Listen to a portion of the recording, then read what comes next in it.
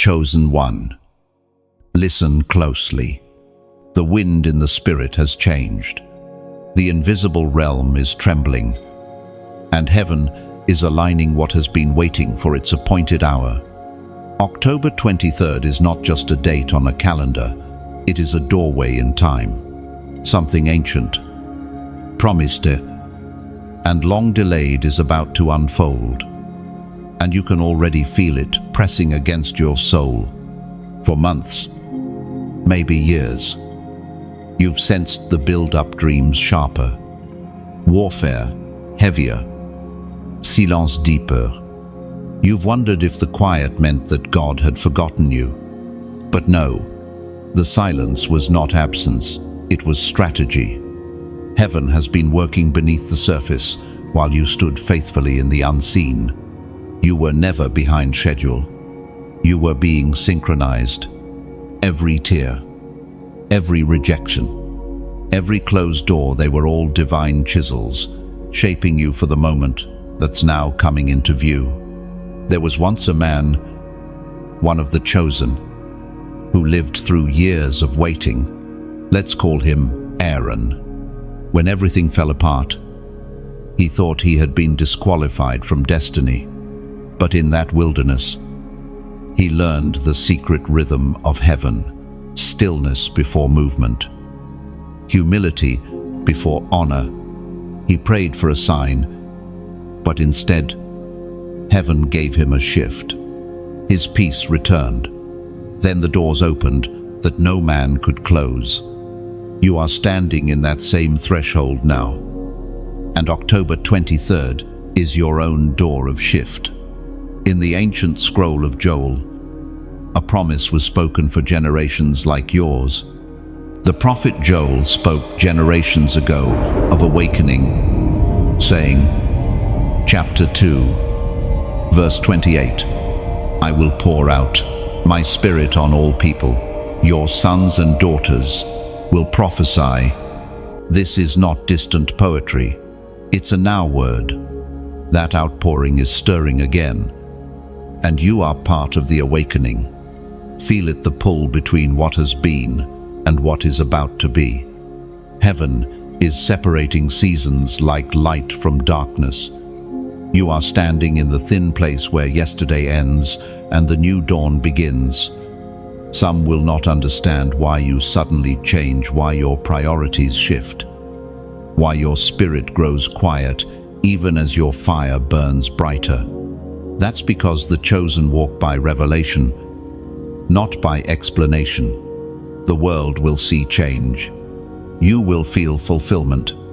There's a rhythm to every divine movement.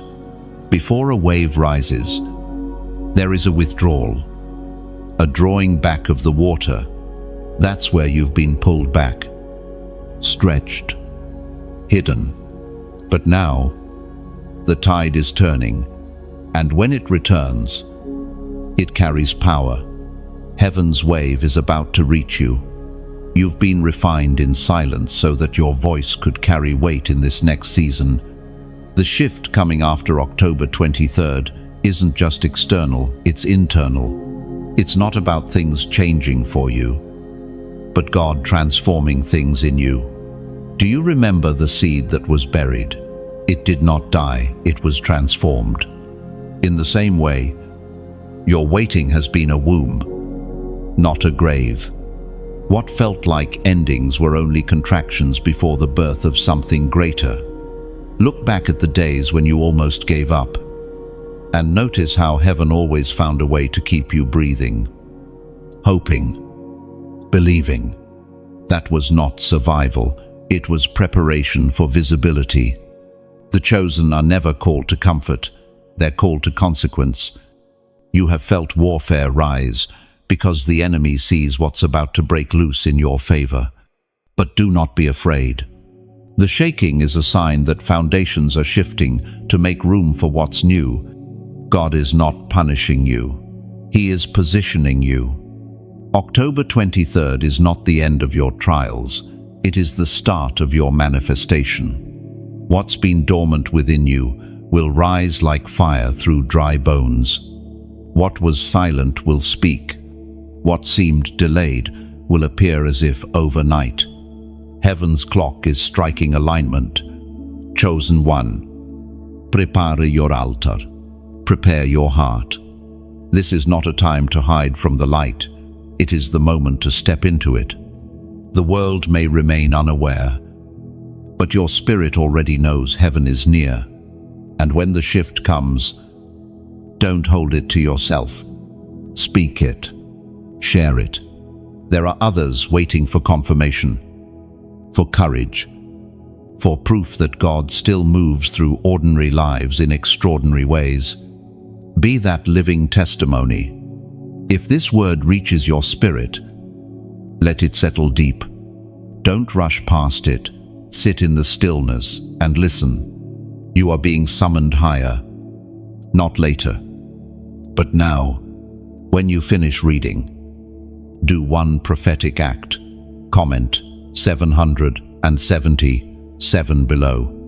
Let it be your declaration that you are ready for the shift, that you receive what heaven is releasing. Then, like and share this message so that it awakens another chosen soul still waiting in silence. Subscribe if you sense that your journey with the divine is only beginning. October 23rd approaches. Heaven has already written it into your story.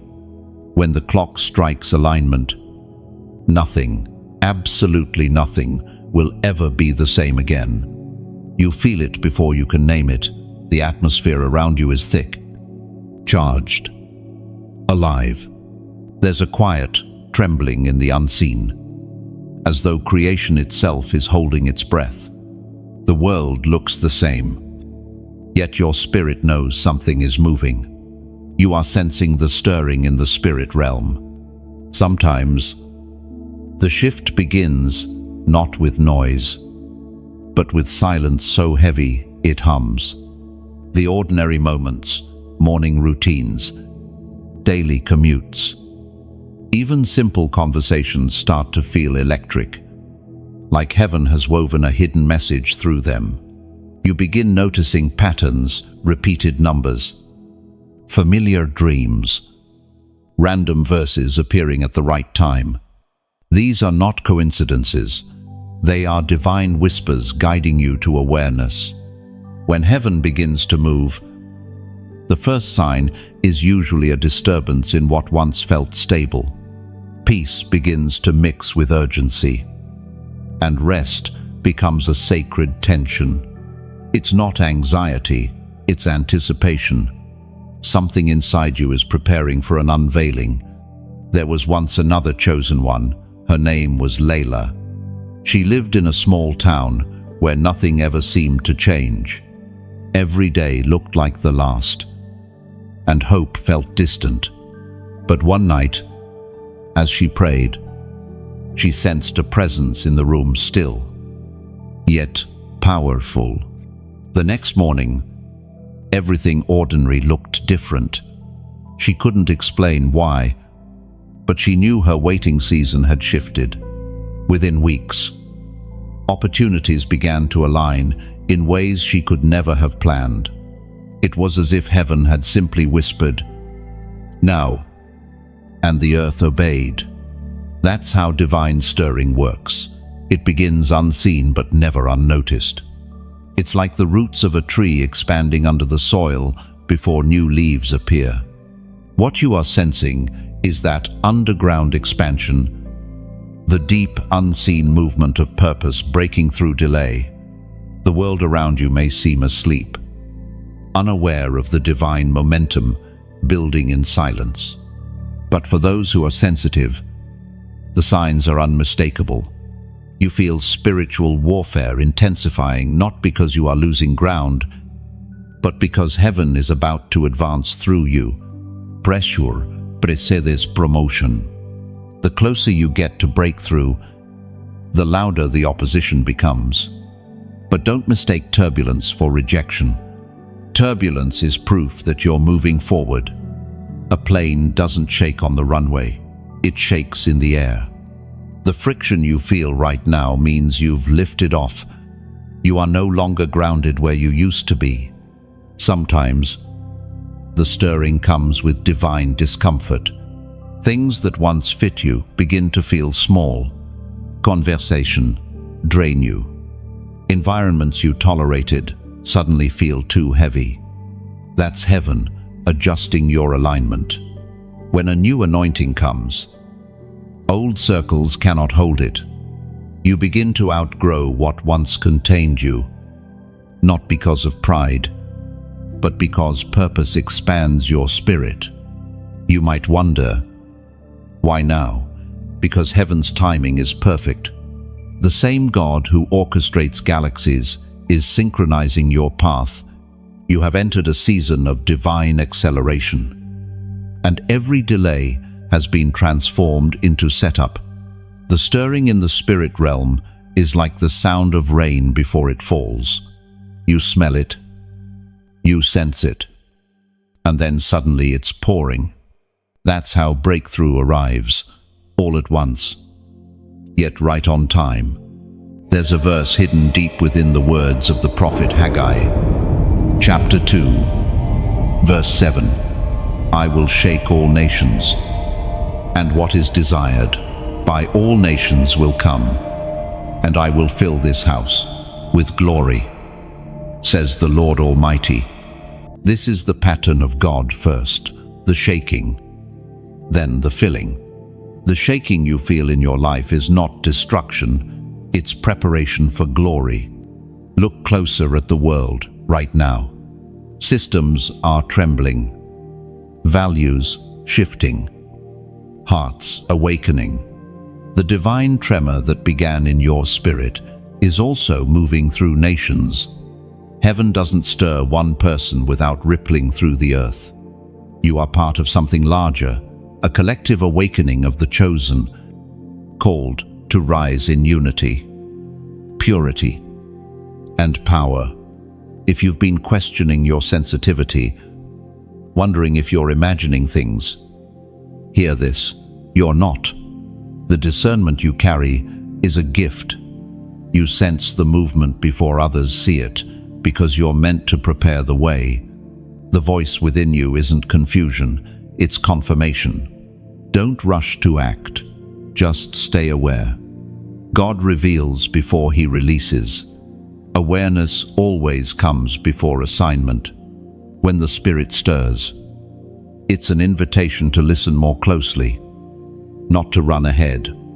So, stay in stillness. Chosen one, listen for the subtle patterns of grace. Pay attention to the nudges, the small whispers, the gentle convictions. Heaven is teaching you its language again. And when the appointed hour comes, when the stirring becomes movement, you will not need to force anything. You will simply step into what was always waiting for you. The stirring you feel is proof of proximity. The promise is not far, it's already approaching. You begin to realize that time itself feels different. Hours stretch and compress in strange ways, as if heaven is adjusting the rhythm of your days. You wake in the night with thoughts that are not your own, gentle, persistent reminders that something sacred is unfolding. You are walking into divine synchronization. The moment when heaven's clock strikes alignment. You have waited. You have wept. You have wondered when your prayers would stop echoing in silence. But now, the pattern becomes clear. Every delay, every pause, every unanswered question was not punishment. It was precision. Think of a watchmaker, carefully placing each tiny gear so that when the hands move, they move together in perfect harmony. That's what God has been doing with your life. While you saw only stillness, He was aligning invisible mechanisms, relationships, timing, resources, and even obstacles, so that when His appointed moment arrives, everything flows without resistance. There was a chosen one named Elias, a musician who wrote songs that no one heard. For years, His melodies gathered dust while he worked simple jobs and prayed for purpose. One night, as he sat in his small room feeling forgotten, he whispered, "If there's still a reason I'm here, show me." The next morning, an email arrived from a ministry halfway across the world. They had somehow found his music online and wanted to use it in a revival gathering. His song became a sound of awakening for thousands. The alignment was so precise it stunned him. But heaven had been working behind the curtain all along. That's how divine timing operates. It hides its movement until everything is ready. Then suddenly, what you thought was lost is resurrected in glory. The Apostle Paul wrote about this sacred order in his letter to the Galatians. Chapter 6, verse 9. "Let us not grow weary in doing good, for at the proper time we will reap a harvest if we do not give up." The phrase, "at the proper time," is the key. Heaven's schedule cannot be rushed. But when the time arrives, no power on earth can delay it. So if you feel a strange calm rising after a long season of unrest, that's your confirmation. The inner clock of your spirit is syncing with heaven's hour. You are about to see motion where there was none, clarity where there was confusion. Even creation obeys divine timing. The tide does not argue with the moon. It simply moves when called. The trees do not force the spring. They bloom when the season changes. The same rhythm governs your journey. Your waiting is not wasted. It's part of the pattern that guarantees fruit in its time. Some may have mocked your patience, calling it passivity. But patience is not idleness. It is faith under pressure. You have been standing still on purpose, holding your position while heaven arranges the path ahead. Every silent month was heaven writing your next chapter. When divine alignment happens, it will not come with chaos, but with clarity. Opportunities will appear effortlessly. Doors will open without you knocking. And what once drained, you will suddenly lose power over your peace. But alignement demands readiness. You cannot carry yesterday's mindset into tomorrow's promise. You must leave behind the heaviness of what no longer fits, the grudges, the fears, the self-doubt. Heaven moves with those who travel light. The Spirit whispers, "Be still," not stagnant. Stillness allows you to hear the instructions. Stagnation ignores them. That difference determines who steps into the promise and who watches it pass by. When you feel the subtle nudge, don't question it. When you sense that moment of divine flow, don't hesitate. Timing is everything. The window of grace opens and closes with precision, and you are being trained to move when it opens. Let this truth anchor you. You are not behind. You are being aligned. Every prayer you thought disappeared into the void is now part of a grand design. The rhythm of your destiny has caught up with the will of heaven. Now, as a prophetic act of agreement, type "I align now" in the comments below. When you write those words, you're not just typing, you're testifying. It's your spirit saying to heaven, "I accept the timing. I surrender the rush. I trust the rhythm of God." That simple sentence becomes a key, unlocking peace where there was pressure and clarity where there was confusion. So, don't scroll past this moment. Let your comment be your covenant. Let it echo in the unseen, a signal that you are ready to move when heaven moves. The alignment has begun, and when you step into it, everything you were waiting for will begin to find its way to you. There is a quiet line being drawn in the unseen, a separation that is not of man's making but heaven's. The time of blurring is ending. What was once tolerated in compromise will no longer blend with what is consecrated. You are standing in the hour of the separation of light and shadow. It doesn't come through conflict or argument. It comes through revelation. When the light increases, shadow can no longer hide. You begin to see clearly who carries truth and who carries imitation. What once appeared pure now feels heavy. What once seemed powerful now reveals its emptiness. This is not your judgment. It's God's refining fire, exposing what can no longer stand.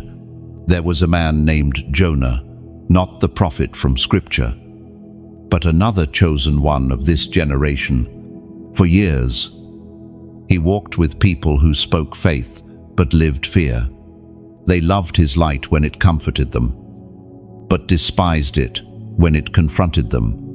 One night, after another betrayal, he asked, "God, why do you keep letting people fall away from me?" The answer came in silence, followed by peace. The next morning, he simply knew heaven was protecting his calling, not punishing his heart. Separation hurts, but it's holy. The Spirit often removes people, places, and patterns that no longer align with your next assignment. It's never rejection, it's redirection. You cannot carry old attachments into new atmospheres. Light cannot reason with shadow, it simply shines. And the darkness must yield. Look around you. This separation is happening everywhere. People are being drawn to truth or drifting into distortion. Faith is being tested. Motives are being revealed. Some who wore the language of light will soon be unmasked by their fruits. This is the hour Jesus spoke of, when what is hidden will be shouted from the rooftops. The voice of God thundered once in the writings of Amos, chapter 5, verse 14, "Seek good and not evil, that you may live, and so the Lord, the God of hosts, will be with you." This is the heartbeat of separation: to live, not merely exist. Those who cling to goodness will find life multiplying around them, while those who hide in falsehood will watch their influence fade. As light intensifies, discernment sharpens. You will begin to feel spiritual truth before you can explain it. Something in your spirit will either rise or recoil around certain words, atmospheres, or faces. That is not paranoia, it's perception. Heaven is teaching you to navigate by inner knowing, not external noise. This season is less about who stands beside you and more about who stands within you. When shadow departs, loneliness may echo for a while, but that echo will fade. In its place comes clarity, a sense of spiritual purity that cannot be manufactured. Do not fear the pruning. The gardener never cuts to destroy, he cuts to multiply. You may lose leaves, but you'll gain fruit. When God removes someone or something, it's because that attachment cannot survive the level of glory coming next. Remember how Abraham had to part from Lot before the promise unfolded. The view from the mountaintop was given only after separation. Likewise, your new horizon requires space. Heaven will not pour new wine into old skins. There is power in letting go. You will feel lighter, clearer, even if it stings at first. Let tears flow. They are not weakness, but cleansing. Every ending is a disguised beginning. Soon, you will notice a shift in your relationships, in your work, in what you can tolerate. The things that used to entertain you will lose flavor. The conversations that once fed you will start to feel empty. It's not you becoming cold, it's you becoming refined. Light is replacing noise. This division is not meant to divide hearts, but to define purity. It's the Creator calling His chosen to stand apart, not in pride, but in purpose. You're being distinguished, not distanced. When the fog of confusion lifts, you will see who truly walks with you. Those who remain will carry the same fire, the same hunger for truth, the same willingness to obey. That is your remnant. The rest were never enemies. They were assignments that expired. Stand firm in this clarity. Don't chase what heaven has already released. Let the shadow fall away and keep walking in the brilliance of truth. The more you stay aligned with light, the more peace will follow you, even in storms.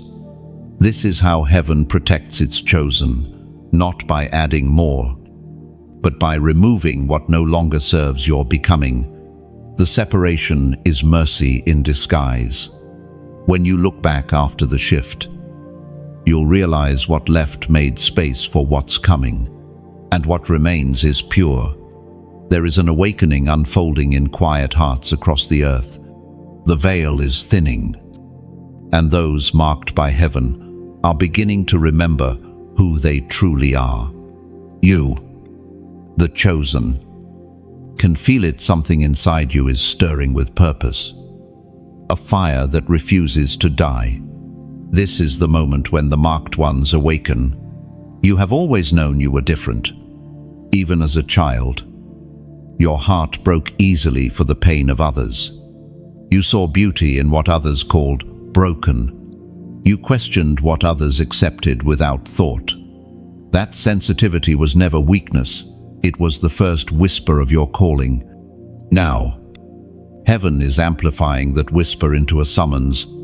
The world needs light bearers who carry both compassion and conviction, who can walk into dark rooms and change the atmosphere without raising their voice. You are one of them.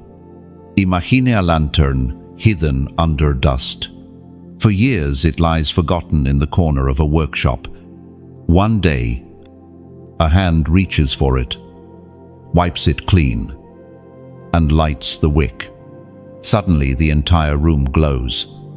The lantern did not create the fire, it simply agreed to hold it. That's what awakening feels like. God placing His flame in you so that others can find their way home. Every chosen one carries that same potential to shine without demanding attention, to love without needing reward, to stand in chaos and still radiate peace. The prophet Daniel carried it in the lion's den. Esther carried it before the king. And now, you carry it where you are planted. But remember this truth: awakening doesn't begin with platforms or crowds. It starts with one heart saying yes. The quiet yes of a single person has shifted generations before, and it will again. There was a woman named Amara who once felt invisible. She had a small job, a small home, and a big dream to help others know hope. She didn't know where to start, so she began writing small notes of encouragement and leaving them in public places. Weeks later, one of her notes reached a man on the edge of despair. That message saved his life. Amira never met him, but heaven recorded her. Yes, that's how awakening works, one spark at a time. Each yes, no matter how small, fuels the fire of heaven on earth. It is written in the book of Matthew, chapter 5, verse 16, "Let your light so shine before men, that they may see your good works and glorify your Father in heaven." The world is not waiting for perfection, it's waiting for light, and the light you carry can ignite another soul's flame. That's why this space exists, to keep the light burning, to reach the weary, the doubting, the ones standing on the edge of giving up. Every message you listen to, every word spoken here, is a spark meant to find its way into another heart. If these messages have spoken to you, if they've brought peace in your storm or strength in your waiting, I invite you gently, sincerely, to help this light travel further. When you like or share, it's not just reaction, it's reflection. It's as if you're placing another mirror in the dark, letting light bounce farther than it could on its own. If you feel drawn, subscribe to stay close to this flame. Subscribing is not about following a voice. It's about walking beside a fire that keeps you warm in cold seasons. And if your heart feels stirred to do more, listen to this image. A lamp can only burn as long as there is oil. When you donate, you're not buying light. You're pouring oil into a lamp that has already helped you see. Every drop of oil, whether large or small, sustains the glow that may guide another weary traveler. Giving is not an obligation, it's a whisper of gratitude. No one is counting, only heaven measures the sincerity of the heart that gives. If you cannot give, your presence still matters. Your attention, your prayers, your quiet amen are like invisible threads that hold this light steady against the wind. We are a circle of lanterns. Some bring the flame, some bring the glass, some bring the oil. When you like, share, subscribe, or give, you're adding your own glow to the circle.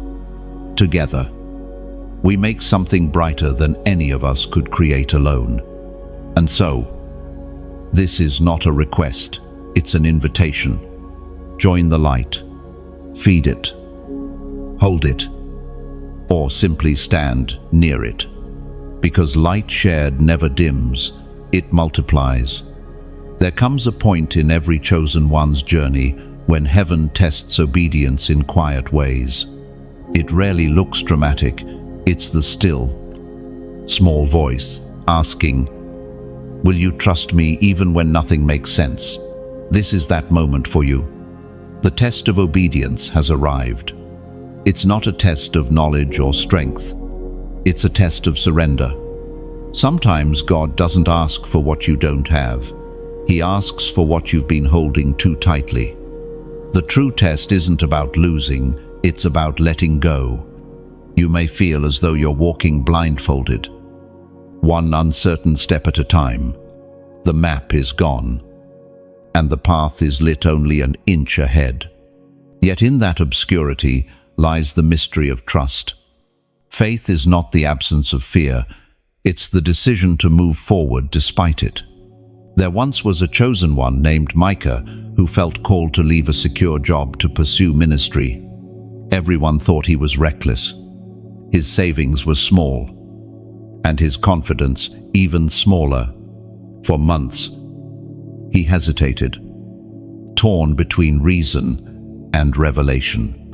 Then one night, as he prayed, he heard a whisper, "If you stay, you'll survive. If you go, you'll live." He chose obedience, and though the road was rough, miracles followed. The provision came not before the step, but after it. That's how obedience works. Heaven doesn't reveal every detail because details don't require faith. The unknown is not punishment, it's the place where trust grows roots. The Apostle James once wrote in his letter, chapter 1, verse 22, "Be doers of the word, and not hearers only, deceiving yourselves." Obedience isn't proven by what we understand. It's proven by what we act upon. The power of obedience is that it unlocks movement in heaven that listening alone never will. Sometimes obedience looks simple, forgiving someone who doesn't deserve it, praying when you feel dry, saying no when everyone expects yes. Each act of obedience, however small, becomes a key that opens unseen doors. Heaven measures faith not by size but by sincerity. Think of a river meeting a dam. The water builds and builds until pressure forces a breakthrough. That's what obedience does.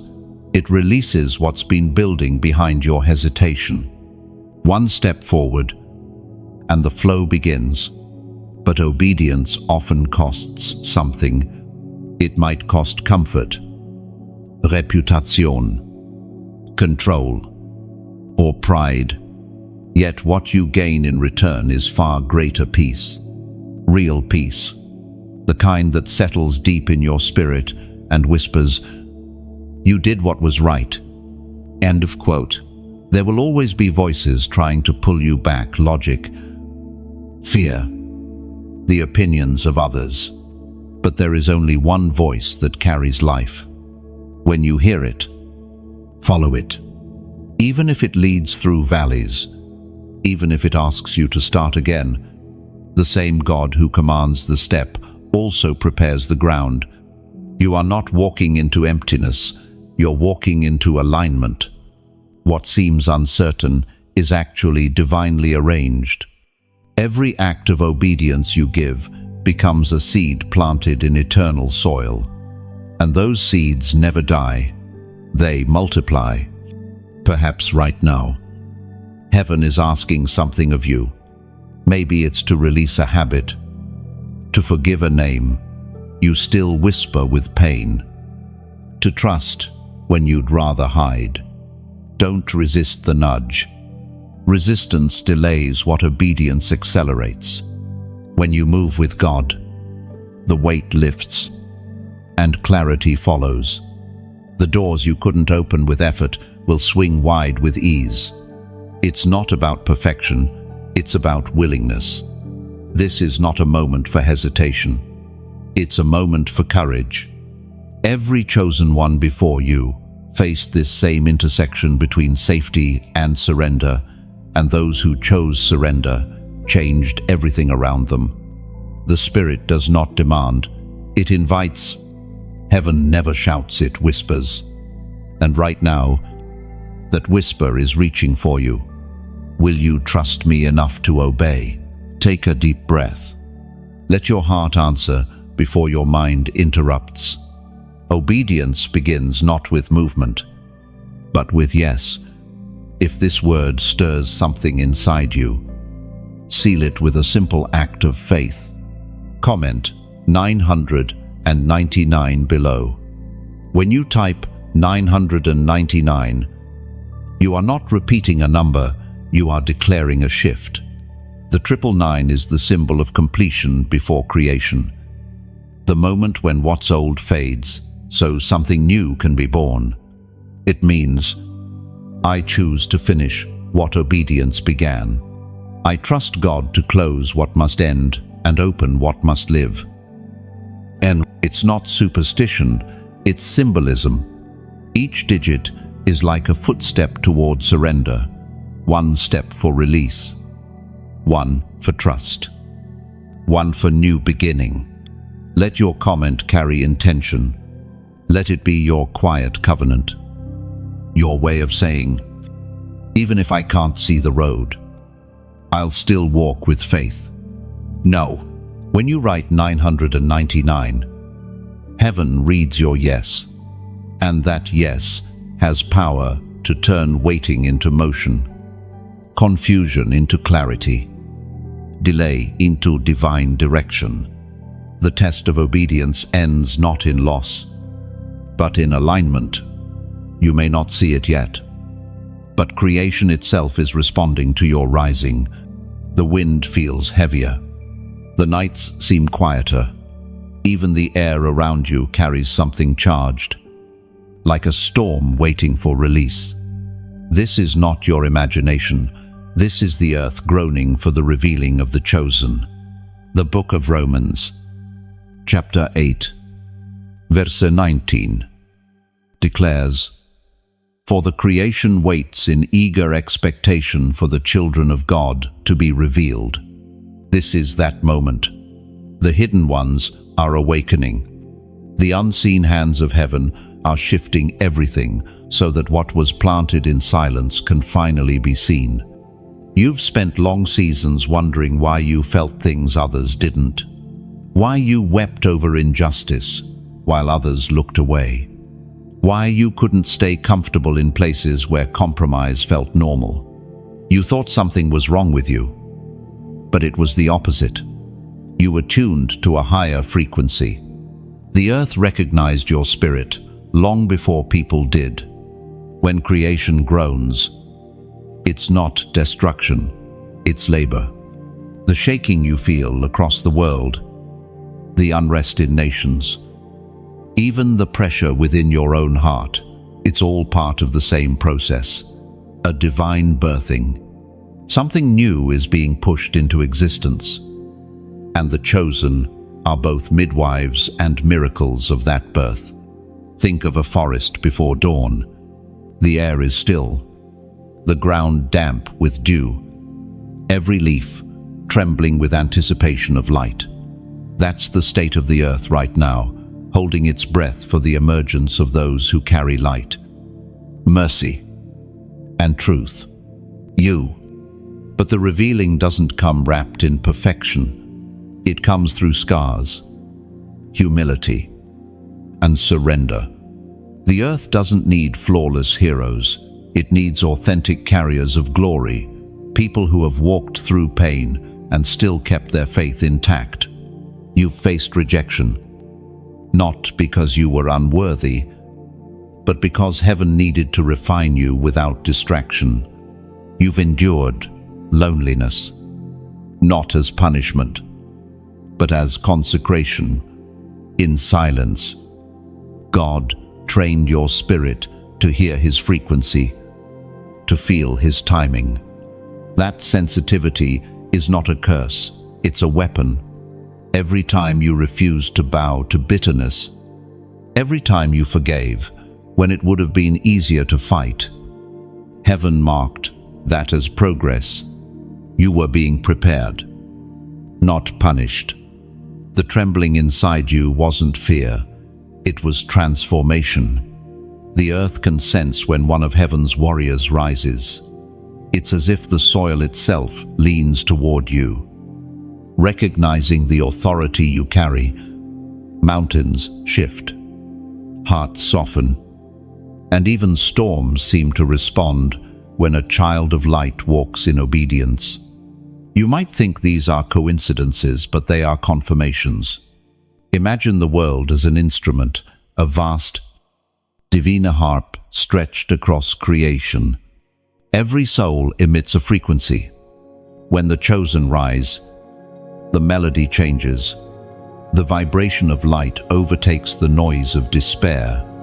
That's why the darkness has fought so hard to silence you, because your presence changes the atmosphere. You are not just a believer, you are a catalyst. When you speak truth, anti-espace recalibrate. When you show compassion, chains of shame fall quietly. When you pray, the invisible realm rearranges itself. The earth feels it. In this season, even nature will begin to mirror the movement of your spirit.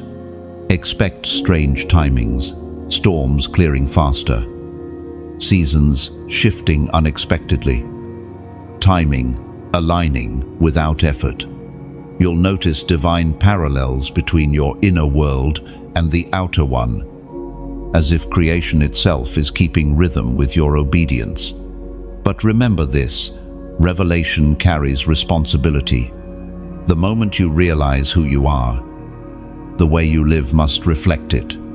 You are not allowed to shrink back into ordinary, once heaven has called you extraordinary. The revealing of the chosen is not about fame or recognition, it's about stewardship. It's about carrying heaven's will into every space you touch. From the smallest conversation to the greatest calling, the grocery line, the office, the street corner, all become altars. When a chosen one stands there with awareness, even your silence speaks now. Your presence alone disrupts spiritual decay. People may not know why they feel peace around you, but heaven knows. You've become a walking declaration that God still works through human hands. And so, the earth continues to groan, not out of despair, but anticipation. The tremor is not of death, but of birth. The night before dawn is always the loudest. And we are standing in that noise, now. When the light breaks fully, you will understand why the darkness fought so fiercely. Every scar will make sense. Every delay will reveal its reason. Because when the children of God rise, the earth exhales. And soon, very soon, the world will breathe easier because you finally stepped into the light you were born to carry.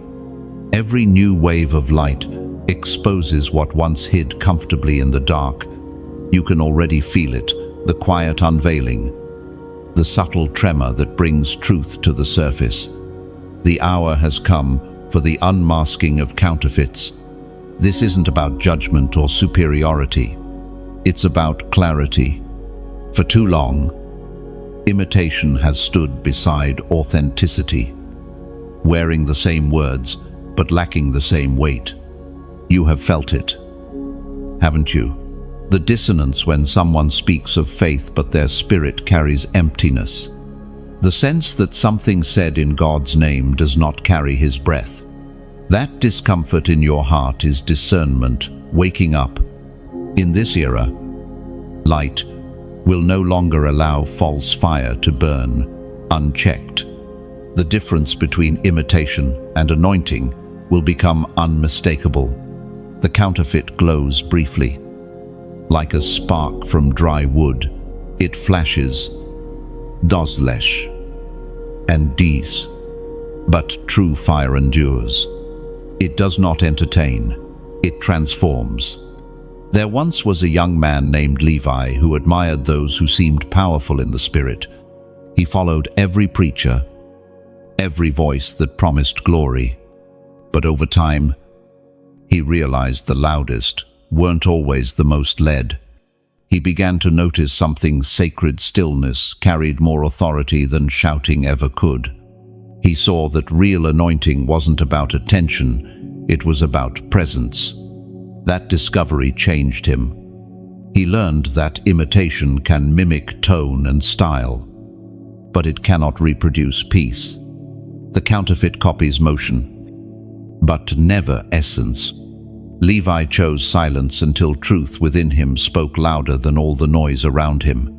And when he finally did speak, the words carried weight because they were born from fire, not performance. The Spirit spoke once through the prophet Malachi. Chapter 3, verse 3. He will sit as a refiner and purifier of silver. He will purify the sons of Levi and refine them like gold and silver. And they will bring offerings in righteousness. That refining is happening again, now. The chosen are being purified in silence, while the false glitter fades. The difference will not be proven by words, but by endurance. Time itself will testify. You may notice people, movements, or ideas you once admired beginning to lose power in your life. Don't be alarmed. That's heaven gently pulling your attention away from imitation so you can focus on truth. Every false anchor must fall before the true can rise. Discernment is not suspicion. It's sight sharpened by intimacy with God. The closer you walk with truth, the easier deception becomes to detect. It's like learning to distinguish the voice of a loved one. In a crowd, familiarity makes counterfeits obvious. But beware of pride in discernment. The moment you use your clarity to condemn rather than to intercede, you step out of alignment. The unmasking is not meant to shame, it's meant to save. God reveals deception so that deliverance can follow. In this time, you will witness many lights dim, not because they were evil, but because they stopped burning oil. The counterfeit always runs out of substance first. But when that happens, don't mock mourn. Pray, because every exposed imitation once began as sincere hunger, somewhere along the way. Ambition replaced surrender. This revelation also turns inward. The unmasking is not only external, it begins with you. God's refining fire doesn't just expose others, it purifies the hidden corners of your own soul. The pride you didn't notice, the fear disguised as wisdom, the control you call discernment, all of it will surface. And that is mercy. Because only what is revealed can be healed. The refining process will sting, but it will not destroy you. Gold screams when melted, but it never loses value. It only shines clearer. When you feel the heat of conviction, don't run. Stay in the fire until it finishes its work. The God who refines also restores. The same flame that exposes is the flame that empowers. This is the era when performance will crumble and presence will reign. Theatrics will fade, authenticity will rise. God is separating the stage from the altar. The stage demands applause. The altar demands surrender. One fades when the lights go out. The other burns forever. And you, your heart is the altar. Keep it pure. Keep it burning. The counterfeit is loud because it fears silence. But those truly chosen have learned to speak softly and still shift atmospheres. The proof of divine fire is not in volume, it's in victory over darkness. So when you see the unmasking happen around you, don't panic. Rejoice. It means light is winning. It means truth is walking through the room. It means heaven is cleaning the stage before the next act of glory begins. Hold steady in discernment. Be gentle in correction. Stay humble in revelation. Because when the dust settles, what remains will be unshakable, undeniable, and entirely real. There is a roar forming deep within you. It's not anger. It's authority awakening. For too long you have silenced yourself to stay safe, to stay small, to keep the peace that was never real. But heaven never designed you for silence. The time has come for the lion within you to roar. You've walked through seasons where your voice was ignored, where your dreams were dismissed, where speaking truth cost you connection. You learned to whisper your convictions to avoid conflict. But what you called humility was often hidden fear. And now, God is calling that voice back. This is not the roar of rebellion, it's the sound of remembrance. You are remembering who you are, what you carry, and whose authority flows through you. The roar is not a sound you make, it's the vibration of your spirit agreeing with heaven. There was once a young woman named Selah who lived quietly, afraid of being seen. Her prayers were powerful, but her confidence was fractured. One night, while praying for courage, she felt words form in her heart. "You've mistaken silence for peace." It pierced her. From that day, she began speaking again, small words at first, then declarations that shook rooms. Her voice didn't change tone, but it changed weight. People listened, not to her volume, but to her conviction. That's the nature of a holy roar. It's not about shouting, it's about resonance. Lions do not roar to make noise, they roar to claim territory. Your spiritual roar does the same. When you speak with truth, when you refuse to bow to fear, you mark ground that darkness can no longer occupy.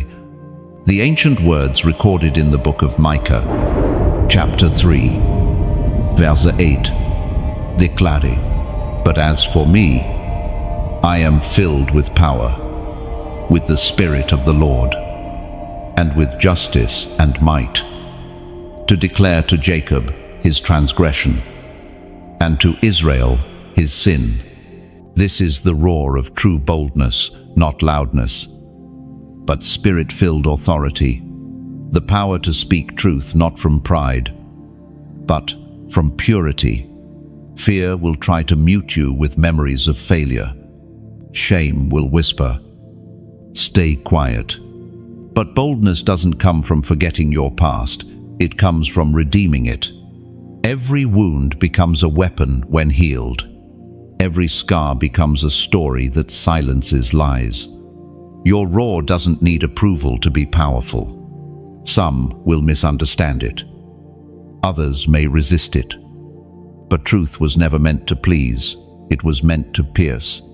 When you speak what heaven gives you, you release sound waves that break chains in unseen places. You might not realize it, but your courage gives others permission to rise. Somewhere, someone waiting for confirmation will hear your words and finally breathe again. That's how heaven multiplies boldness through echo. One roar awakens another. The time for hiding behind "maybe later" is over. The world is hungry for authenticity, and your voice carries the tone of heaven that only you can release. When you speak, peace enters chaos. When you declare, light invades confusion. That's not arrogance, that's assignment. Still, remember, the lion's roar is strategic. Lions don't roar all day, they roar at the right moment. The Spirit will teach you timing, when to speak, when to stand, when to stay silent. Power without wisdom becomes noise, but wisdom wrapped in courage becomes transformation. You will feel the shift soon, your confidence returning, your words carrying weight again. Don't resist it. It's not pride rising, it's your identity resurfacing. The enemy fears your voice because it carries memory, the memory of who you were before doubt told you to hide. Every time you speak truth, the darkness remembers the sound of defeat. So speak, sing, pray aloud again, call light by its name. Don't wait until you feel ready. Readiness grows in motion. And when fear tries to silence you again, remember, lions don't seek permission to roar. They roar because it's in their nature. Let the world hear your sound, not the echo of others, but your authentic resonance. Now, if this word confirms what's stirring inside you, let it echo in one simple act of faith. Comment, "I roar now," below. Those 3 words may seem small, but they're a declaration, a sound in the unseen. It means, I reclaim my authority. I speak truth again. I refuse to stay silent when heaven calls me to sound. And as when you write it, you release your roar into the atmosphere. And somewhere, another chosen one will hear it and rise.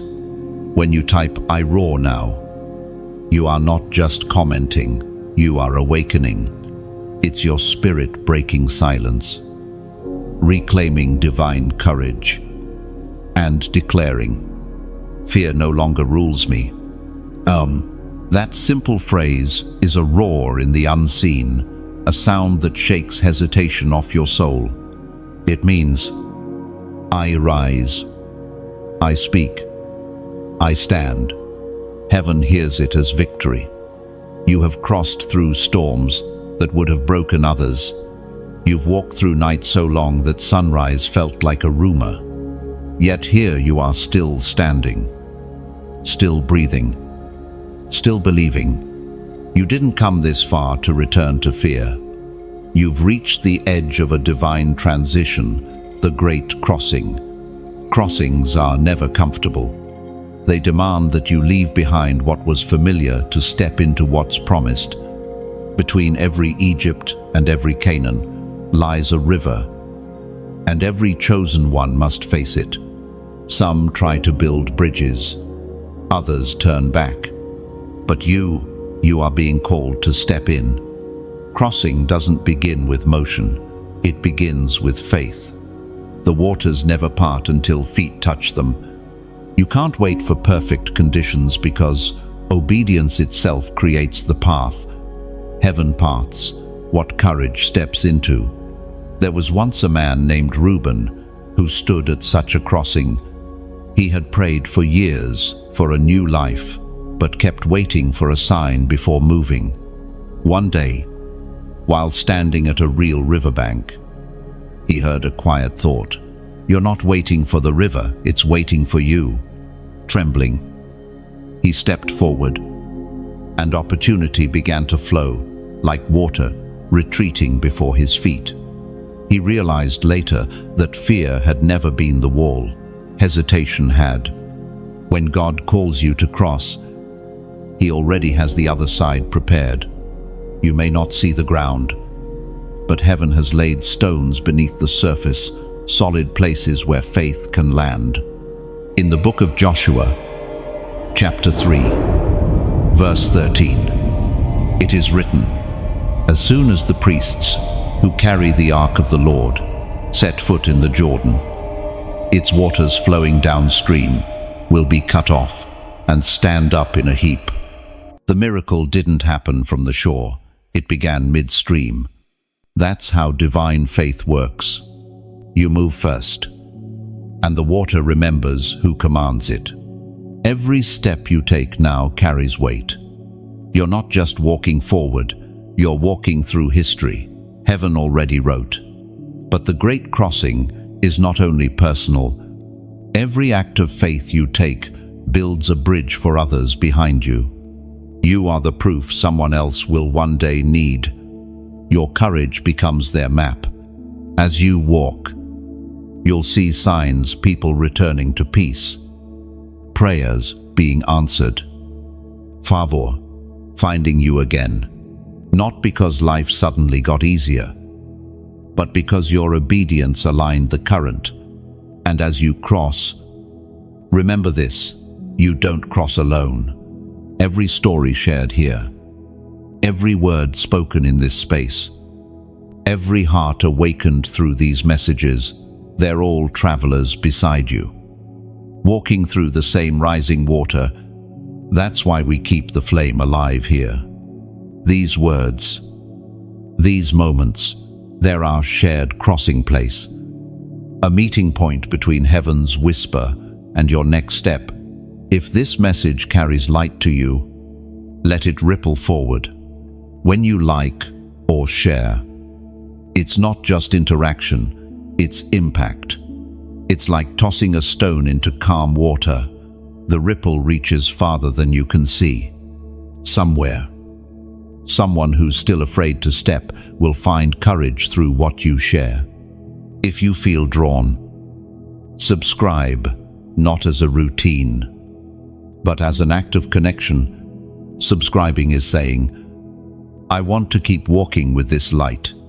I want reminders when the journey feels dim. Every time you return, another spark rekindles.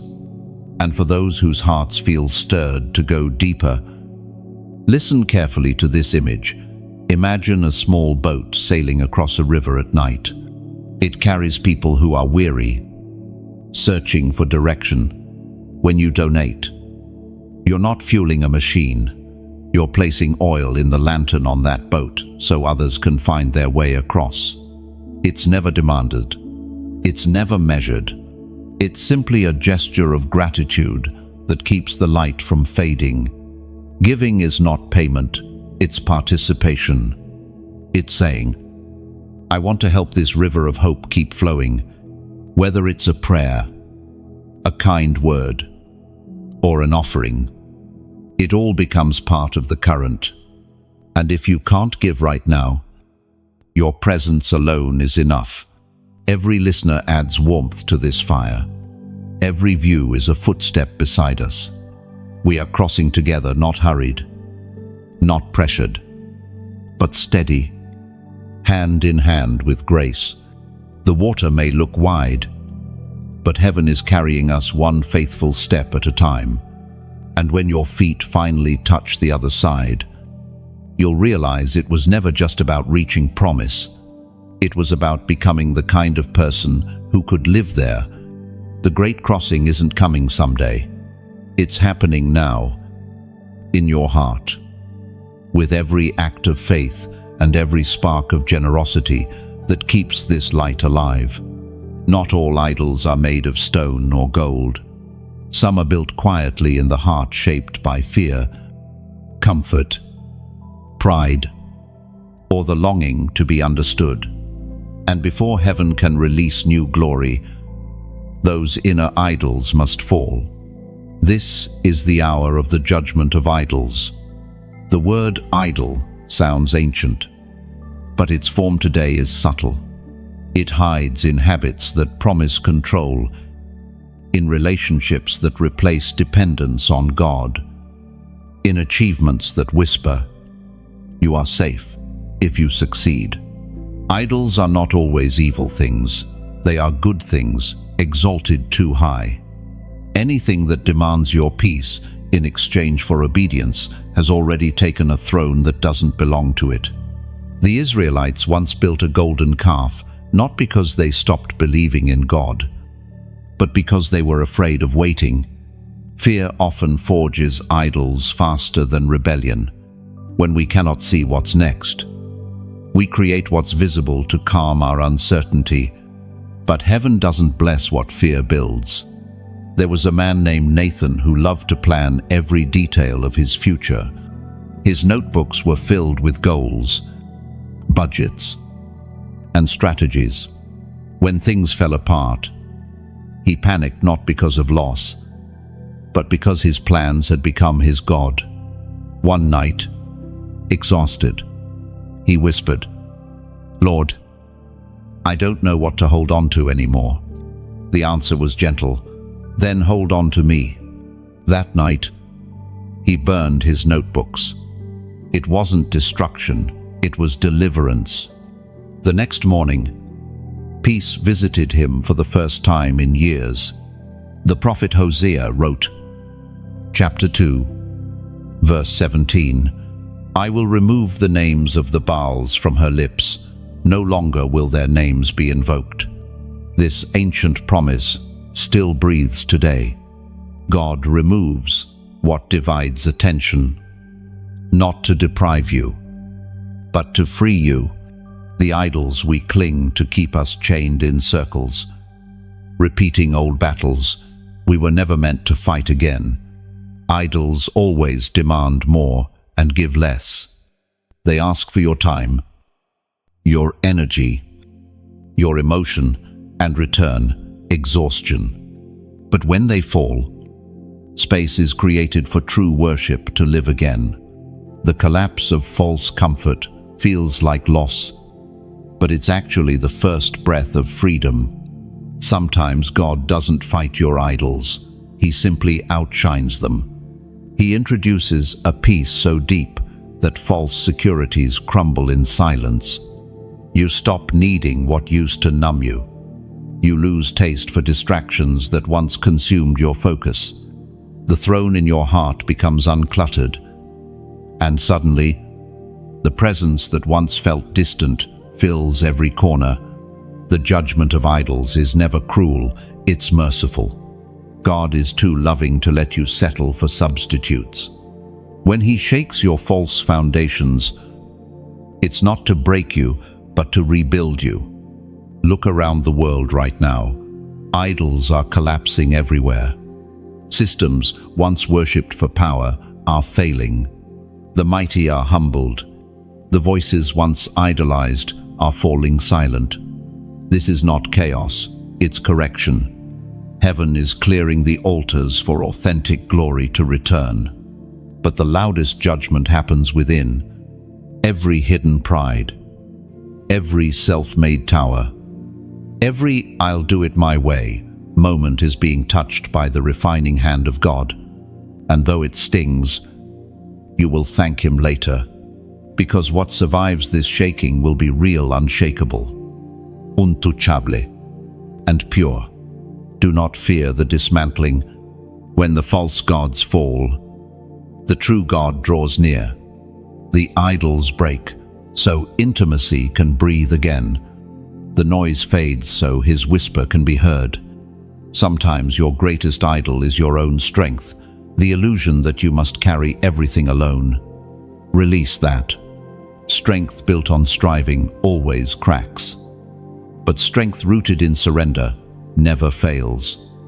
The judgment of idols is the kindness of heaven saying, you don't have to pretend anymore. No, when what you trusted most starts to tremble, don't panic. Look closer. Beneath the ruins, you'll find the foundation that never moved grace. And from that foundation, new worship will rise. Not the polished kind that performs, but the raw kind that weeps and still sings. The kind born from ashes that learn to adore without needing to understand. You will know the idols have fallen when peace no longer feels fragile. When you no longer beg for validation. When silence becomes enough. That's when you'll realize He never took from you, He freed you.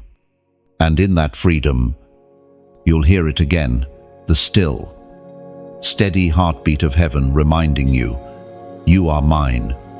In the quiet that follows the breaking, your spirit learns to breathe differently, slow, steady, sacred.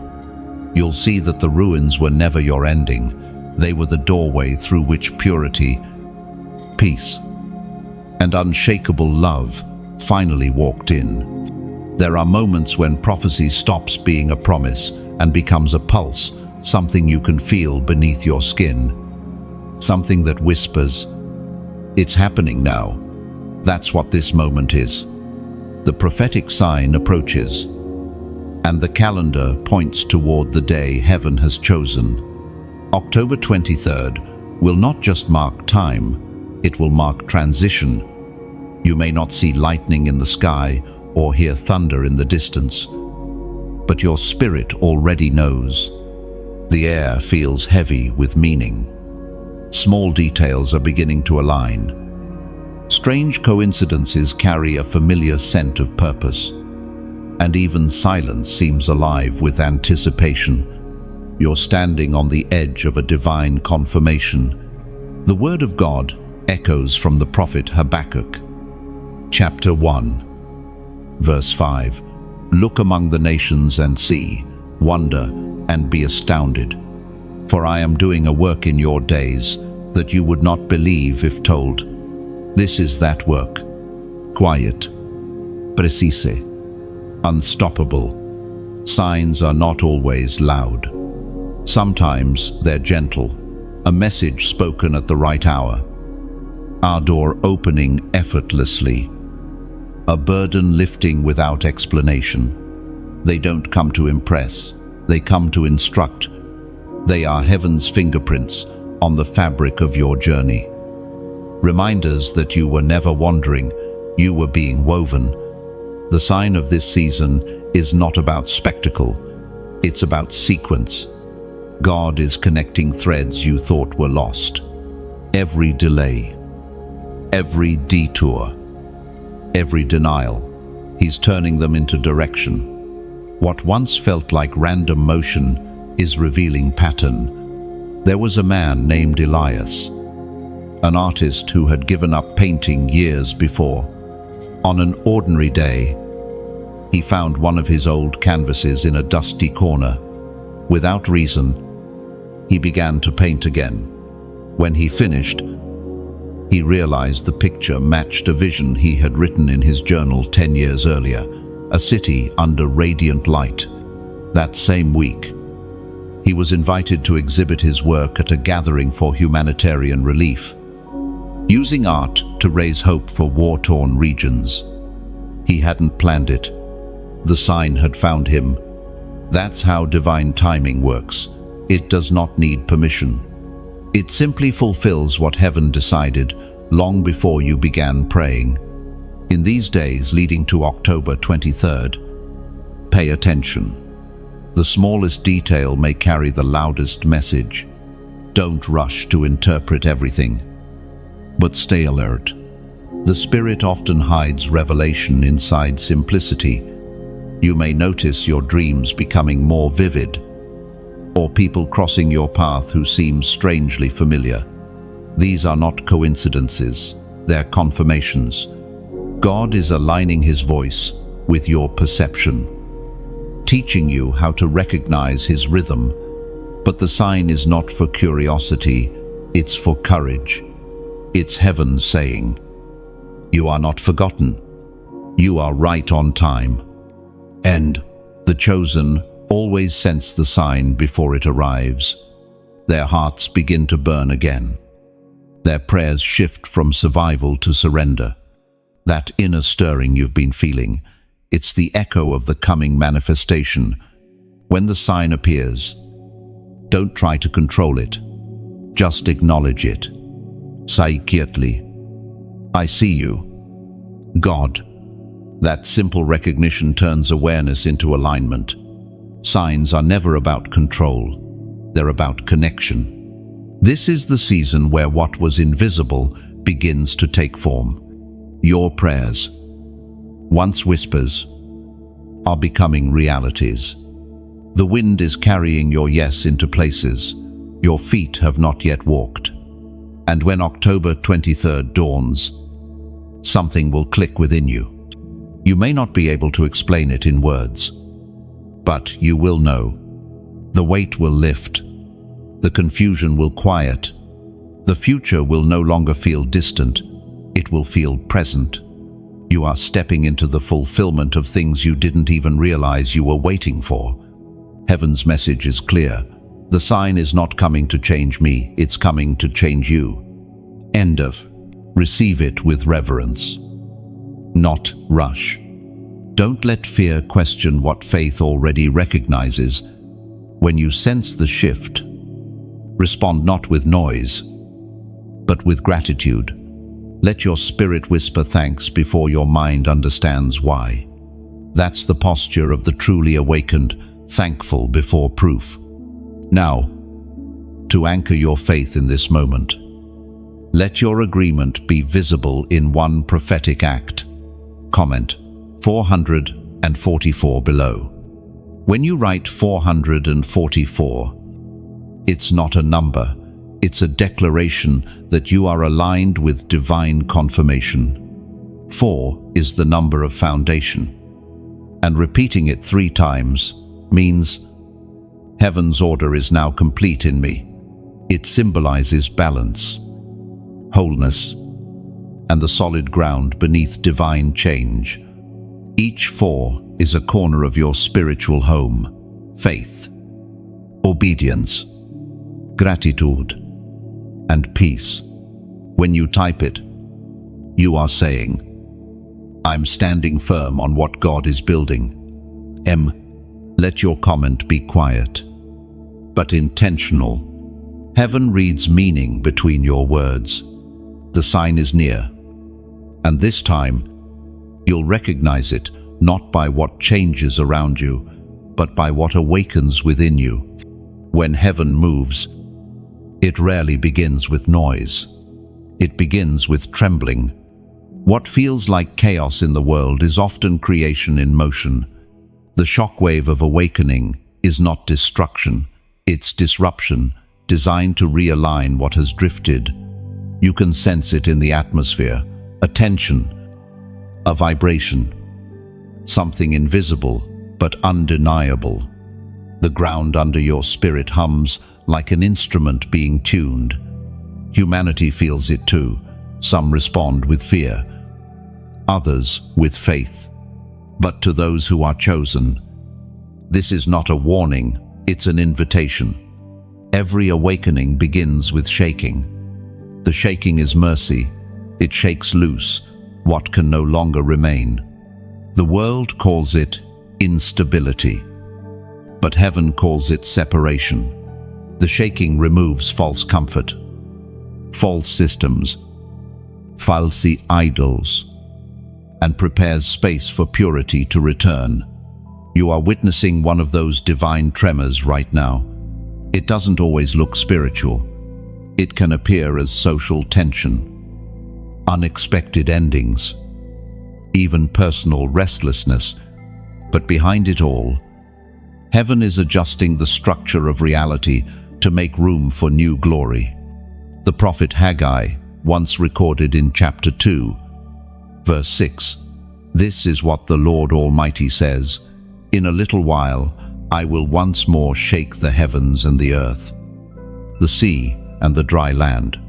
That promise is echoing again. The shaking is not random, it's rhythmic. It follows the heartbeat of heaven. You've probably noticed that the things that once satisfied you now feel empty. The goals that used to drive you no longer matter in the same way. That's not failure, that's transformation. When the soul matures, the appetite changes. You're hungering for truth, not comfort, for presence, not performance. That shift itself is a sign of awakening. There was a man named Caleb who spent most of his life chasing success.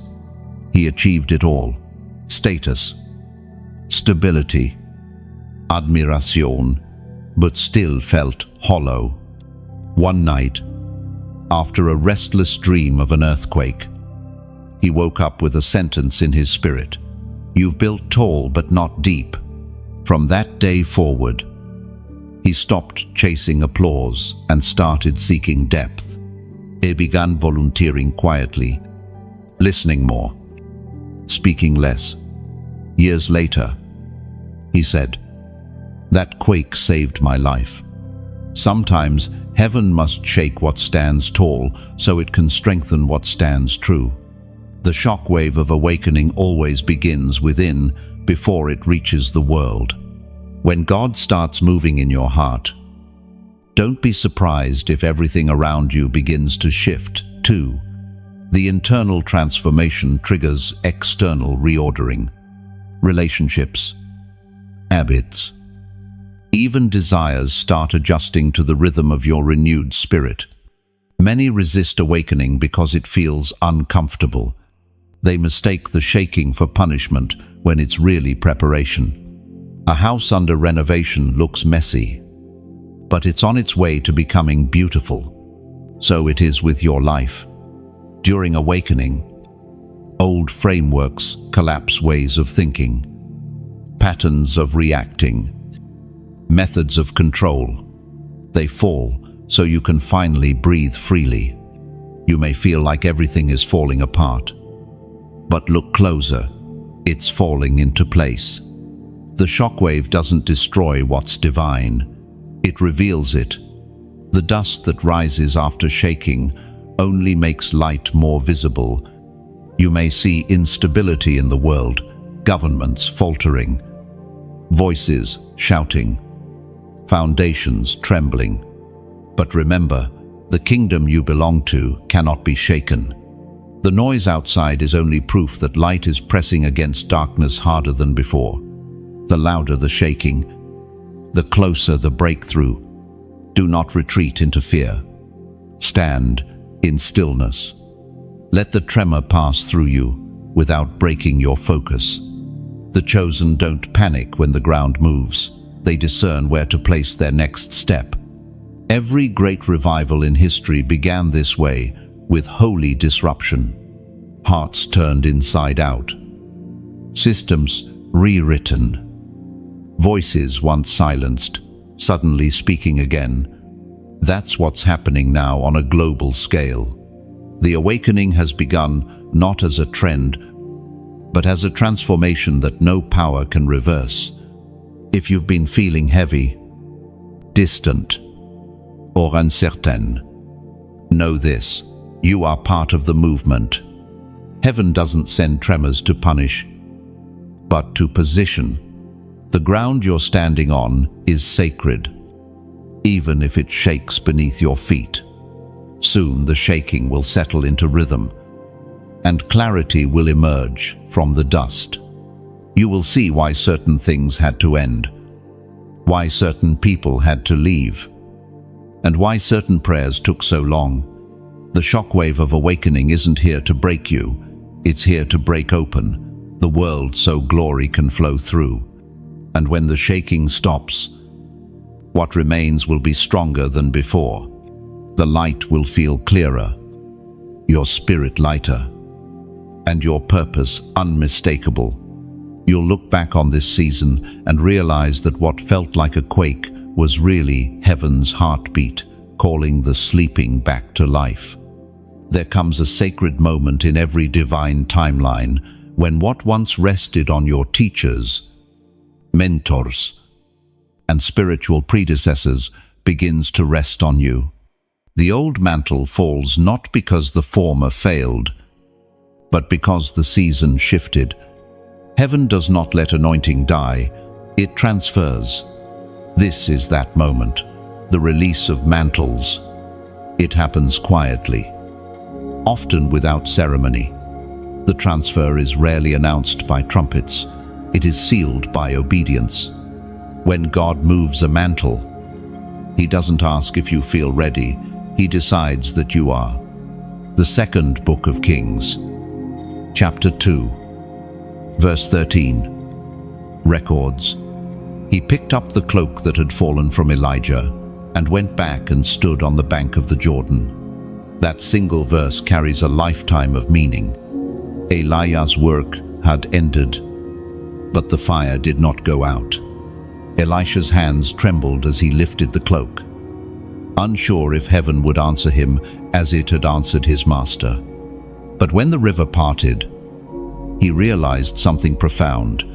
The power was never in the cloak, it was in the calling. Mantles fall when heaven identifies maturity, not perfection, not prominence, maturity. Elisha's humility had prepared him for inheritance. Years of quiet service, unseen faithfulness, and silent learning built the strength needed to carry what glory required. The same pattern repeats now. Many have served in silence, watching others shine, remaining faithful in the background. But heaven has been watching. The season of hiddenness was never punishment. It was preparation for weight. Every mantle carries memory. It is the continuation of a story God refuses to let end. When a mantle falls, it means heaven has chosen someone to complete what was started, to extend light where darkness tried to end it. You are part of that lineage. The faith of your ancestors, the prayers of your elders, the tears of those who came before you, they all echo in your rising. You are walking on paths paved by intercession older than your lifetime. But receiving a mantle also means surrendering identity. You cannot hold your own crown and heaven's cloak at the same time. Something must be laid down so something greater can rest upon you. Elisha tore his old clothes before picking up Elijah's. Symbolically, he shed familiarity to wear destiny. The same truth applies now. Old labels, old fears, old self-definitions. They cannot survive under new weight. The mantle is not decorative, it's demanding. There was a woman named Miriam, a quiet teacher who worked in a small village. For years, she felt unseen, though she poured love into every child she taught. When her mentor passed away, the community looked to her without realizing she carried the same compassion, the same wisdom. One morning, while standing in her empty classroom, she felt a warmth in her chest, a peace she couldn't describe. It was as if heaven whispered, "Continue what was begun." She didn't change her tone or style, she simply carried presence. From that day on, the lives she touched deepened, as if the unseen had stepped through her. Mantles never make you someone else. They magnify who you already are. They awaken dormant strength, deepen perception, and amplify purpose. You begin to notice words carrying weight they didn't before. Your prayers start to echo differently. The ordinary becomes supernatural because the spirit within you has expanded. But mantles also attract resistance. Every new level of grace draws new challenges of faith. Don't mistake warfare for weakness. It's confirmation. Opposition increases when influence increases. If darkness pushes harder, it's only because your light just grew brighter. Receiving a mantle doesn't mean striving, it means surrender. The power doesn't come through effort, it flows through yieldedness. Elisha didn't chase the cloak, he stayed close to the one who carried it until heaven dropped it in his path. That is how inheritance in the Spirit works. You receive by staying near humility, near faith, near love. As mantles fall across this generation, they will rest on unexpected shoulders, the quiet, the overlooked, the ones who never sought spotlight but carried sincerity. These are the ones heaven trusts with weight. If you've been feeling a strange pull, a holy restlessness, a sense that something greater is stirring in your spirit, you are sensing the mantle drawing near. Don't rush it. Don't chase it. Just stay available. The cloak will find you, and when it does, lift it without fear. The God who placed it there has already placed within you the strength to carry it. What begins with trembling will end with transformation. You can feel the air shifting again, can't you? The silence before the storm, the pause before the breakthrough. Heaven often moves like this, quietly, slowly. Then, suddenly, you've come through the refining fire, the separation, the awakening. Now you stand on the threshold of the battle before the breakthrough. Every destiny encounters this moment. The closer light comes to revealing itself, the more the shadows try to rise. It's not coincidence, it's confirmation. Darkness always makes its loudest noise when it knows it's losing ground. But you have changed. You no longer fight from fear, you fight from victory. You've learned that peace is not weakness, and stillness is not surrender. You know now that heaven's warriors don't always roar. Sometimes they simply stand. You've probably felt the tension these last days, a heaviness pressing at your chest, a fatigue that seems to have no cause. It's not because you're failing, it's because your spirit is expanding. Growth feels like warfare when old boundaries begin to break. In the second letter to the Corinthians, chapter 4, verse 8, the apostle wrote, "We are hard-pressed, we are hard-pressed on every side, but not crushed, perplexed, but not in despair."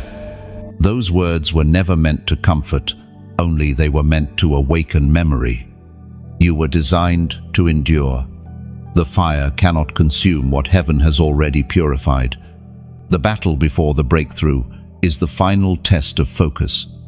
Distraction is the weapon that tries to pull you away from peace. The enemy can't take your promise, so he tries to steal your attention.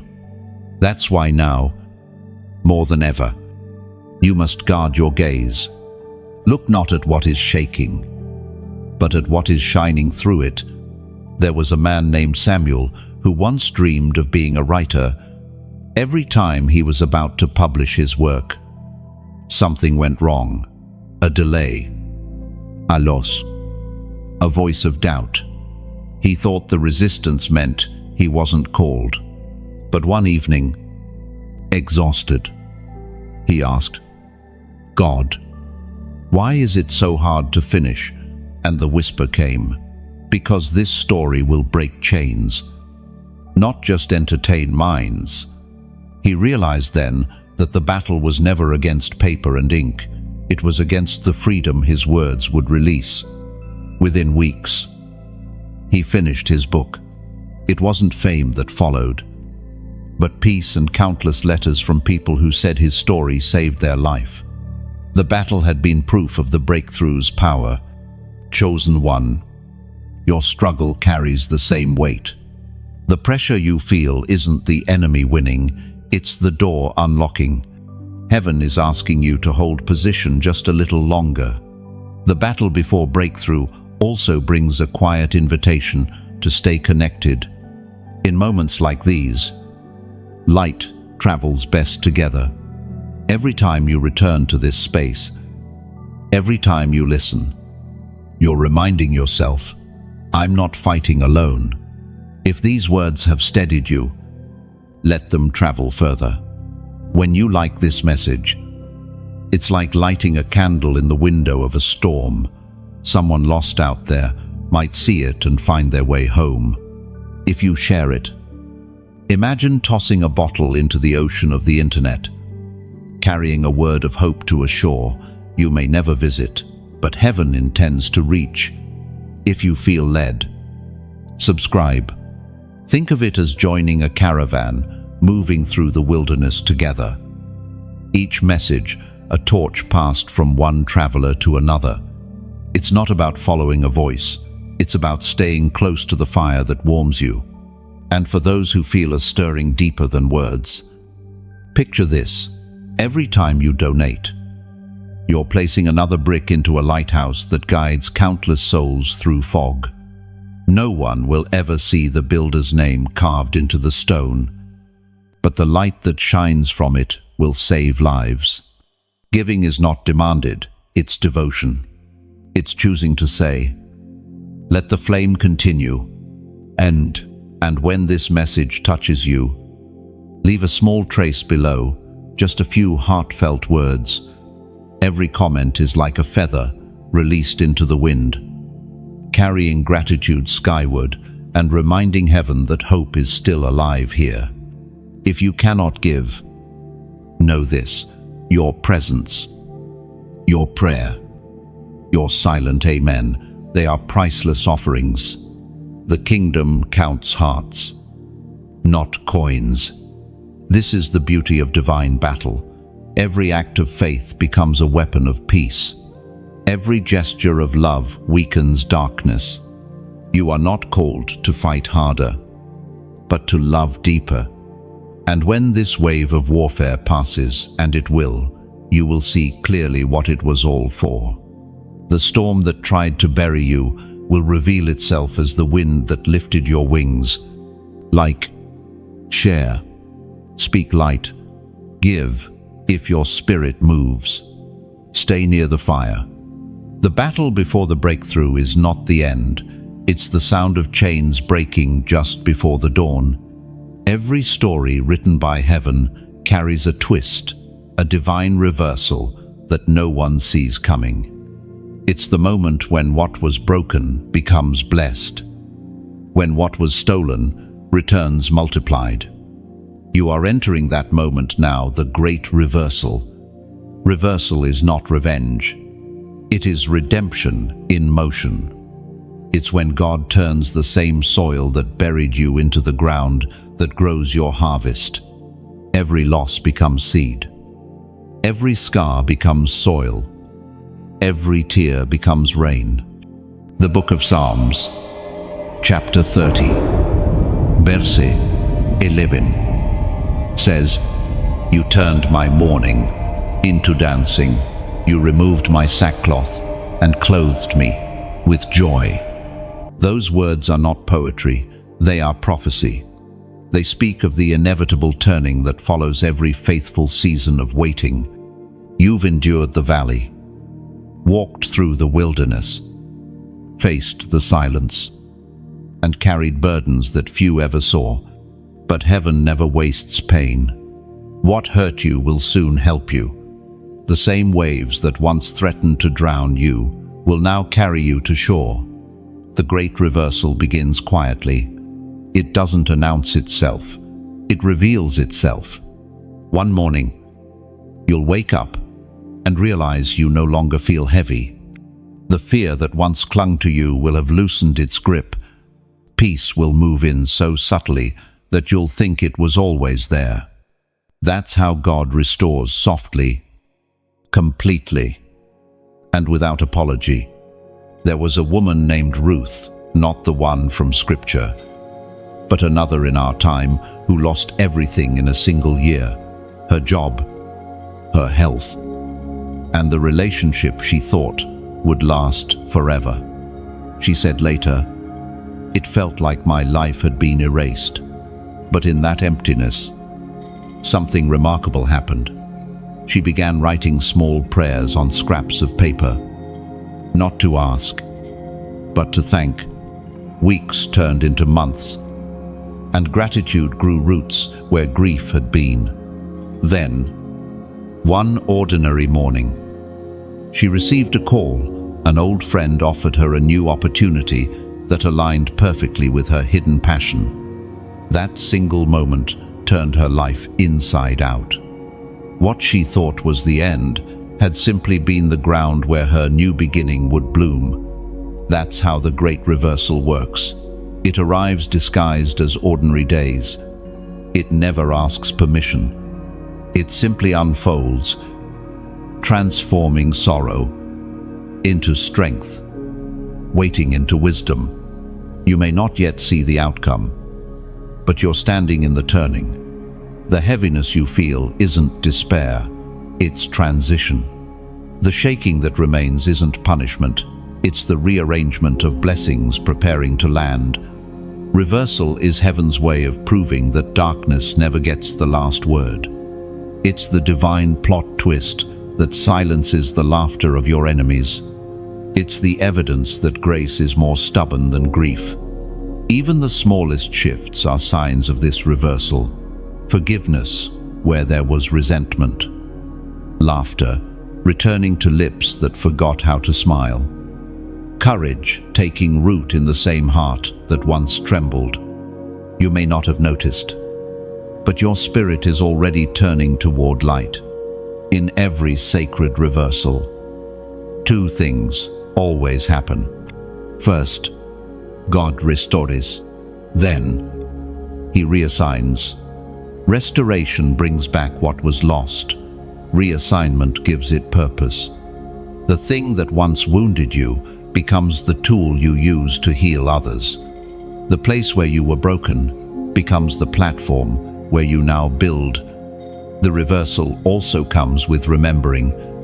You'll begin to see past pain, not as wasted time, but as holy preparation. Every unanswered prayer, every closed door, every lonely night, they were all shaping you to carry joy without pride and authority, without arrogance. Be patient with the process. The turning of the tide doesn't happen with noise, it happens with trust. When you let go of needing to understand how or when, you create space for God to do what only He can do. The great reversal isn't an event, it's a rhythm. It's happening even now, in unseen ways, somewhere behind the scenes. What you lost is already being rewritten into testimony. You'll know the reversal has fully come when peace stops feeling like a visitor and starts feeling like home. When you can look at your past and bless it, not because it was easy, but because it was essential.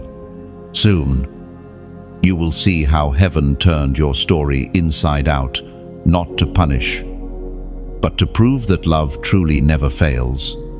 Every ending becomes a doorway. Every tear becomes oil. Every pain becomes praise.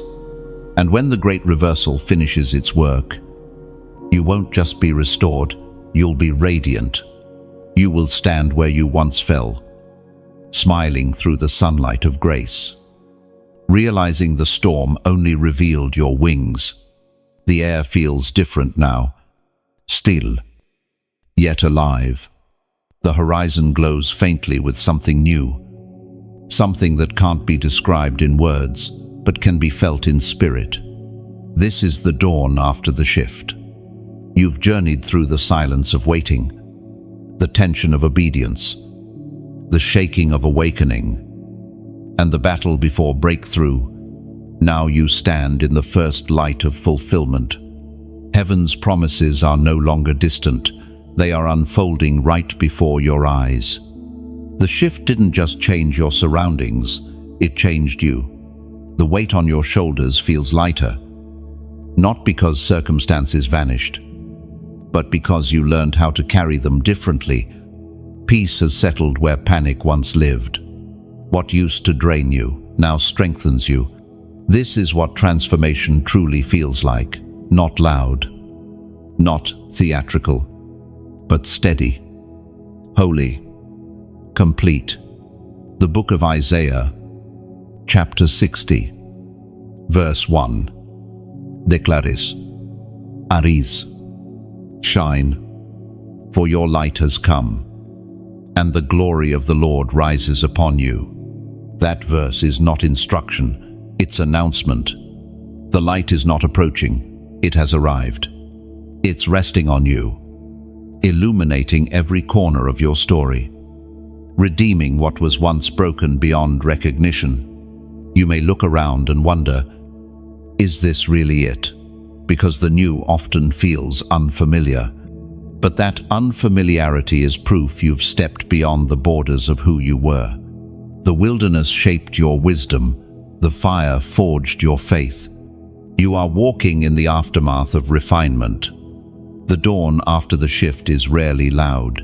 It hums quietly like a heart rediscovering its rhythm. It's the peace after wrestling, the calm after conviction, the gentle certainty that God was present even in the shadows.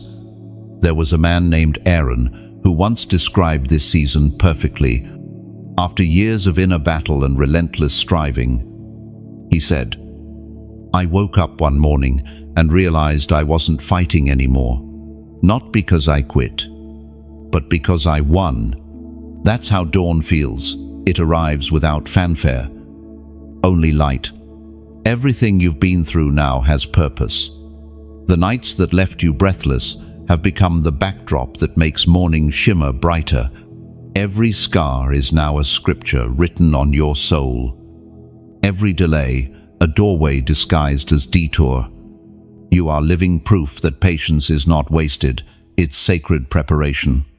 In this new day, clarity begins to replace confusion. You'll start noticing beauty in ordinary places again, the way light spills across your table, the sound of laughter returning, the feeling of gratitude surfacing without reason. Heaven heeds in such moments. But this dawn doesn't come only for your comfort. It comes to commission you. The shift was never meant to stop with you. It's meant to flow through you. What you've received is not a trophy to display, but a torch to carry. There are still those wandering in night, waiting for a voice, a presence, a sign that morning is real. You are that sign. The light within you isn't for boasting, it's for guiding. Every word you speak, every act of compassion, every prayer whispered for another is part of this great unveiling of light on earth. Remember, light doesn't fight darkness, it simply appears, and darkness loses its shape. You don't have to force this new season, you only have to walk in it. Your life itself has become a declaration that heaven keeps its promises. The dawn after the shift is also the beginning of deeper responsibility. Joy becomes stewardship. Peace becomes assignment. You will find yourself drawn to help, to heal, to teach, to lift others not because you must, but because the light within you cannot stay still. And though you'll still face moments of uncertainty, they won't shake you like before. Doubt may knock, but it no longer stays. Fear may whisper, but it no longer roots. The ground beneath you is firm, and the grace above you is unending. This is the fruit of endurance. You didn't just survive, you transformed. The horizon before you is vast and radiant.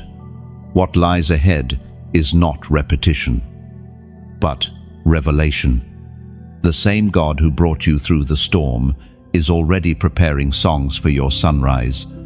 And as this new day unfolds, remember, light is not something you carry, it's something you are.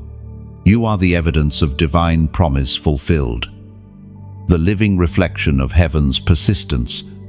The world will never be the same, because you will never again walk as who you were. The shift is complete. The dawn is here. And you, chosen one, are standing exactly where destiny meant you to be all along. You've walked the full journey now, from calling to crushing, from silence to song. Every word, every image, every whisper through this message has been heaven's way of saying, you made it. You are not who you were when this began. Something in you has awakened, a calm power that no storm can shake. This is the peace of those who have seen both night and dawn and chosen to keep walking. And as this chapter closes, remember, light continues. The flame doesn't end here, it passes on. What you've heard, what you've felt, what stirred quietly within you, let it ripple outward. If this journey has touched you, let your heart speak through simple acts.